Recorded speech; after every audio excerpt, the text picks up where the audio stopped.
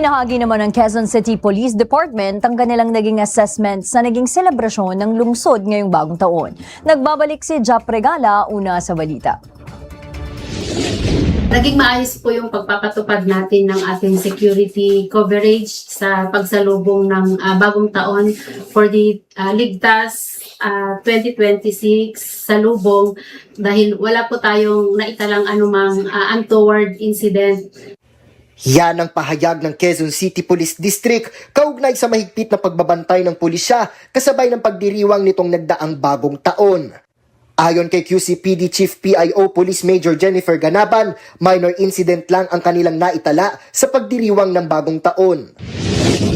Meron lamang po tayong dalawa na naging firecracker victims ng firecracker incident at minor injuries lang po ito. Ayon pa kay Major Ganaban, bukod sa naging operasyon ng hanay noong linggo, nagkaroon pa ng karagdagang pag-iinspeksyon ng QCPD para sa pagbabantay sa mga ipinagbabawal na paputok noong bagong taon na nagresulta sa pagkakasamsam sa libo-libong halaga ng mga ipinagbabawal na paputok.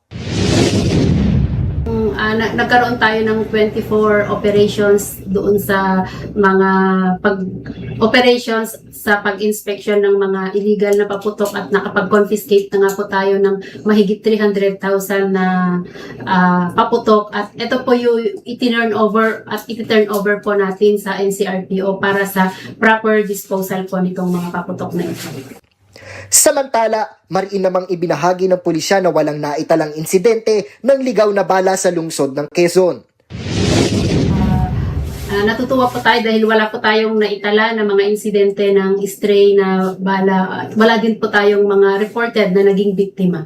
So, nagpapasalamat tayo sa ating mga Q-citizens. Ganun din dahil sa pakikipag-cooperate nila at pakikinig sa mga payo ng otoridad na wag na pong gumamit ng baril sa pagsalubong ng bagong taon.